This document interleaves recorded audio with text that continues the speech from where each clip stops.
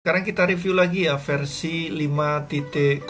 Ada beberapa menu yang baru yang sebelumnya saya juga pernah review perlu versi 5.0. Tapi kalau kita lihat dari menu yang ada di sebelah kiri ya, ini ada beberapa menu yang baru. Oke. Saya akan review mulai dari awal ya, dan nanti saya akan tunjukkan perbedaan versi atau review video sebelumnya dengan review yang ini. Kita akan masuk ke dashboard partai. Di sini ada namanya dashboard partai. Dashboard partai ini dia fungsinya memang khusus untuk menampilkan perolehan hasil partainya. Angka perolehannya dari mana? Hasil entrian ya. Nanti ada entrian dari saksi di TPS atau juga entrian yang bisa dilakukan oleh admin. Di sini ada suara sahnya berapa, suara tidak sahnya berapa, suara rusaknya berapa. Oke, dia akan real time. Jumlah TPS yang sudah di set berapa, berarti ini ada hubungannya dengan nanti master ini ya, ada master lokasi, kecamatan, desa, dan TPS. Ada berapa TPS, total kecamatannya ada berapa, jumlah TPS yang sudah masuk itu berapa, dan rekapitulasi kecamatan. Berarti ini ada hubungannya sama entry hasil kecamatan. Kemudian di bawahnya lagi kita akan tampilkan semua partai yang sudah terinput di master caleg ini ya. Di master caleg ini kan nanti ada partai, ada caleg. Oke, semua yang ditulis atau yang di entry di partai, maka di sini akan kita tampilkan semua. Hasilnya akan real time ya. Oke, hasil perolehan hasil partai ini dia berdasarkan inputan dari TPS. Kemudian di bawahnya ada namanya detail report perolehan partai ya. Di sini saya breakdown ya, dia berdasarkan kecamatan. Jadi kecamatan ini dia dapat berapa, PKB berapa, Gerindra, dan semua partai. Begitu juga di kecamatan-kecamatan yang lain. Oke, kemudian kita review lagi di dashboard caleg ya. Karena ini versi 5.0 ini adalah multi caleg. Dia bisa digunakan untuk banyak caleg di dapil yang sama. Berarti kita tinggal pilih saja partainya apa dan calegnya apa. Ini datanya diambil dari mana? Di master caleg. Ya, ketika kita entry-nya hanya satu, ya otomatis di sini munculnya hanya satu. Kita tinggal pilih saja, maka dia akan menampilkan perolehan suara saat pileg ya. Oke, di sini ada entrian hasil kecamatan berapa, entrian hasil TPS-nya berapa, ada selisih apa enggak. Kalau nanti ada selisih, maka di sini akan muncul selisihnya berapa. Berarti ada ketidakcocokan hasil di TPS dan. Oke, kalau kita lihat di sini ada hasil kecamatan ya. Berarti semua kecamatan yang sudah kita entry tadi itu akan muncul hasil perolehannya berapa. Kemudian di bawahnya ini kita breakdown berdasarkan desa. Di setiap desa dia memperoleh berapa. Karena yang saya masukkan baru satu desa ya, maka akan muncul desa satu nilainya berapa atau perolehannya berapa. Kemudian kita bahas yang grafik DPT ya. Karena ini nanti konsepnya di versi 5.0, ini kan nanti ada dua ya, ada quick count sama ada pendataan. Yang dashboard yang dua ini, dashboard partai sama dashboard caleg, ini digunakan untuk quick count-nya pada saat pilegnya. Kemudian dashboard yang DPT sama DPS ini nanti digunakan untuk pendataan. Jadi pendataan itu konsepnya bisa menggunakan data DPT. Jadi nanti klien yang mengirimkan data DPT-nya nanti kita bantu untuk memasukkan ke sistem atau istilahnya kita import ya. Oke, kita akan bahas ketika data DPT-nya sudah kita import, maka akan ketahuan nih ya. Kita akan tampilkan berdasarkan dalam bentuk grafik, yaitu contoh nih, ini ada 92.847 data yang sudah masuk. Kita breakdown berdasarkan umur kurang dari 30 berapa, 30 sampai 45 berapa, lebih dari 45 berapa. Laki-lakinya berapa, perempuannya berapa.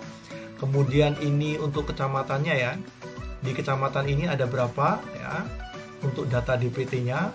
Kemudian kita breakdown berdasarkan desa.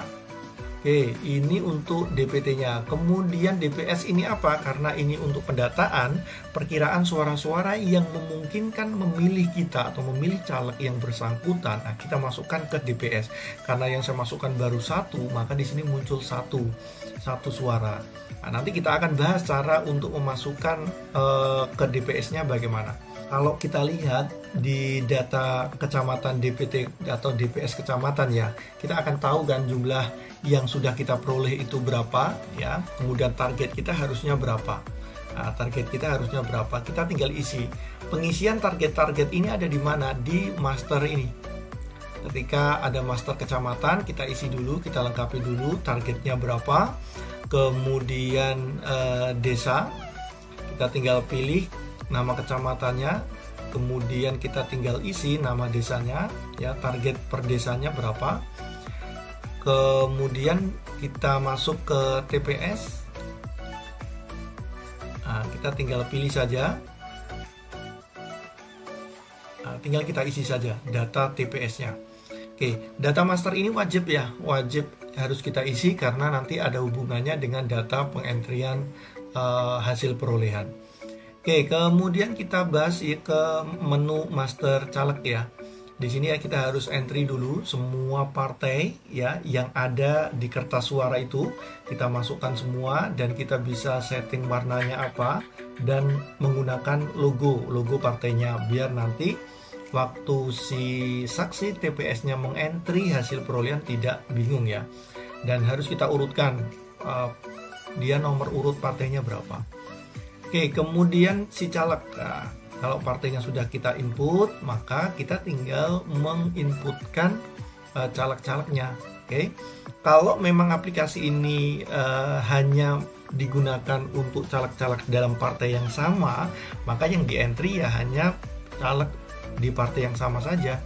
Tapi kalau kepingin memunculkan semua perolehan semua caleg di semua partai di dapil yang sama, ya berarti harus di entry semuanya nama calegnya. Seperti itu ya. Oke, ini masternya sudah kita isi. Kemudian di sini ada saksi ya. Saksi ini dipakai untuk apa? Karena nanti hasil perolehannya itu di entry oleh saksi di TPS, maka di sini kita harus data dulu nih, data saksinya. Oke. Di data saksinya kita tinggal entry, Oke. Di sini kita sediakan maksimal 2 saksi ya per TPS. Jadi kalau kalian ingin mengentry lebih dari 2 maka nggak bisa. Di sini sudah saya filter. Kita tinggal tambahkan saja nicknya apa, nama saksinya, handphone, password ya, fotonya wajib diisi. Handphone dan password ini ketika nanti saksi itu login, dia harus memasukkan username-nya itu adalah nomor HP. Kemudian passwordnya yang kita isi di sini. Kalau saksinya lupa passwordnya, tinggal diganti saja passwordnya apa. Seperti itu ya. Kemudian di sini ada proof, digunakan untuk apa? Kalau kita lihat ya, kalau yang tadi itu kan yang ngentri saksi kan si adminnya ya. Kalau dirasa agak berat karena saksinya banyak, oke, si saksinya tinggal saja untuk register. Kita kasih linknya, dia akan register sendiri ya. Kemudian dia akan nulis nicknya apa, nama saksi, handphone, passwordnya apa, fotonya sekalian. Nah, kalau sudah di entry seperti ini, maka nanti si admin tinggal melakukan proses approval ya. Tinggal melakukan proses approval di sini. Nah, kalau nanti sudah dilakukan proses approve, maka dia akan masuk ke data saksi. Oke, seperti itu ya. Kalau ini cari nick, ini cari saksinya ya. Kalau seumpama kita ingin cari datanya berdasarkan nick, bisa masuk ke cari nicknya. Data DPT yang tadi sudah kita bahas atau sudah saya bahas, yaitu data hasil kita import ya. Jadi saksi atau si calegnya itu yang mengirimkan data ke kita, kemudian kita bantu untuk importkan. Maka nanti akan muncul di sini. Bisa nggak kalau seumpama ada DPT susulan, kita tinggal entry saja di sini. Sudah kita sediakan. Pilih nama kecamatannya, desanya, kemudian kita pilih TPS-nya ya. Oke, bentar, tadi itu di desa mana ya? Saya agak lupa.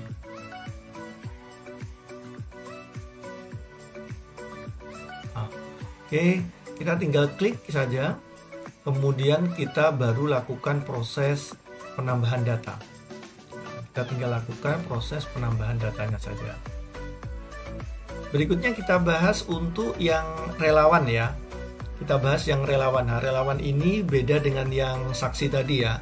Relawan ini maksudnya ketika kita ingin melakukan proses pendataan, itu kan nanti dibantu oleh para relawan-relawan. Nah, relawan itu yang akan kita data dulu ya. Kita data relawannya. Nah, relawan itu yang nanti membawa suara. Jadi kira-kira relawan A dia akan memperoleh data berapa suara yang dia peroleh. Maka di entry di sini didata dulu relawannya, jumlah suaranya berapa ya. Kita tinggal lakukan proses kecamatannya apa, desanya apa ya. Kemudian di sini kita tinggal klik tambah nick, nama relawan, HP dan password, foto dan lain-lain ya. Oke. Kemudian si relawan satu ini dia sudah mendapatkan satu suara.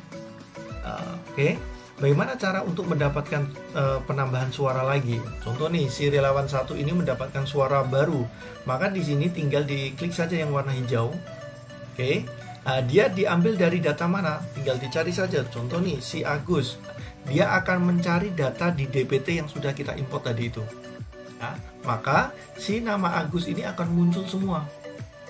Ya, nama Agus akan muncul semua. Tinggal nanti dilakukan proses plus saja. Kalau dia sudah masuk datanya, si data DPT ini sudah masuk ke salah satu relawan, maka di sini sudah tidak bisa. Ya, kita tinggal lakukan plus ini saja untuk memasukkan ke data relawan. Nah, maka otomatis si relawan satu ini sudah mendapatkan 2 suara. Oke, seperti itu ya. Sekarang kita akan bahas ya, yaitu cara pengentrian hasil suara pileknya ya. Di sini ada entry suara kecamatan, ada juga TPS. Oke, kita masukkan dulu yang kecamatan, kita tinggal pilih kecamatannya. Maka di sini akan muncul partai-partai tadi, di dalam partai ada nama caleg-calegnya. Kita tinggal inputkan saja datanya. Oke, tinggal inputkan saja datanya. Kalau ini memang karena nama calegnya belum ada ya, belum kita input. Nah, nanti kalau sudah diinput akan muncul seperti ini. Caleg 1, caleg 2 dan seterusnya. Kita tinggal masukkan datanya. Oke, semua partai jangan lupa ada data tambahan. Data tambahan itu adalah di di kecamatan tadi itu suara rusaknya berapa, suara tidak sahnya berapa, suara sahnya berapa. Ini dilakukan yang ada di kecamatan ya. Oke, untuk data pembanding saja. Ada bukti fotonya, ada bukti videonya juga bisa. Kemudian kita bahas yang TPS. Di TPS tinggal kita pilih.